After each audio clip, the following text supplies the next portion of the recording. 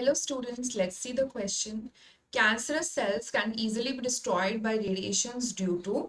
So cancerous cells radiation से destroy किए जा सकते हैं. कैसे destroy किए जा सकते हैं?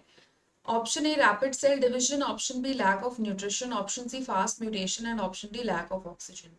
सो बेसिकली हमें यहाँ देखना ये पड़ेगा कि जो रेडिएशन थेरेपी होती है वो वर्क कैसे करती है, वो काम कैसे करती है.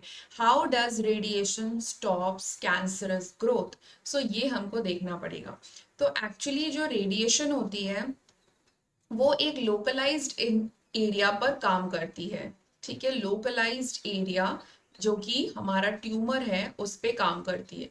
अगर हम कीमोथेरेपी की बात करें तो कीमोथेरेपी जनरल सेंस में काम करती है, उसमें आप मेडिसिन लेते हो. बट यहाँ पे रेडिएशन के द्वारा एक पर्टिकुलर लोकलाइज्ड एरिया पे वर्क करता है. कैसे काम करता है? तो जो रेडिएशंस होती हैं, जो जैसे एक्सरे हो गए, गामा रेज हो गए, इनका ये कंसेप्ट है कि ये जो रेडिएशंस हैं ये क्विकली डिवाइडिंग सेल्स पे वर्क करती हैं. ठीक है, क्विकली डिवाइडिंग सेल्स पे वर्क करती हैं. ये कैसे वर्क करती है? तो आपको पता है कि जैसे सेल के अंदर जो डीएनए रहता है वो अगर डिवाइड कर रहा है, सेल डिवाइड कर रहा है तो डीएनए भी रेप्लिकेट होगा. तो ये क्या करती है, रेडिएशंस इन डीएनए में छोटे छोटे ब्रेक्स पैदा कर देंगी, मतलब इंटरप्शंस पैदा हो जाएंगी, इनके अंदर ब्रेक्स पैदा हो जाएंगी, ब्रेक्स हो जाएंगी बेसिकली. अब इसमें क्या है, बिकॉज ये लोकलाइज्ड एरिया पे काम करती हैं तो ट्यूमर टिश्यू के ट्यूमर सेल्स के साथ साथ हमारे नॉर्मल सेल्स भी होंगे, नॉर्मल सेल्स भी होंगे और ट्यूमर सेल्स भी होंगे. तो जरूरी नहीं है कि ट्यूमर सेल्स ही इफेक्ट करें, नॉर्मल सेल्स भी इफेक्ट कर सकते हैं, उन पे भी इफेक्ट पड़ सकता है. लेकिन नॉर्मल सेल्स में जो ये डीएनए ब्रेक्स होती है, नॉर्मल सेल्स इनको रिपेयर कर लेते हैं, उनके अंदर एक प्रॉपर डीएनए रिपेयर मैकेनिज्म होता है. सो वो उसको रिपेयर कर लेते हैं कंपैरेटिवली. नहीं तो अगर नहीं कर पाए तो फिर डेफिनेटली वो भी डिस्ट्रॉय हो जाते हैं. यही डिमेरिट भी होता है.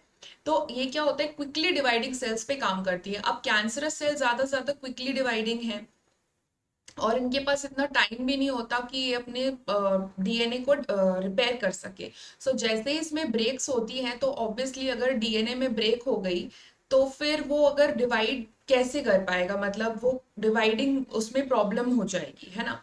सो because radiation affects the quickly dividing cells, and what is the what which one of them is quickly dividing out of tumour and the normal cell. The tumour cell is quickly dividing, of course, क्योंकि cancerous cell rapid cell division show करती हैं. So इसीलिए rapid cell division यहाँ answer होगा.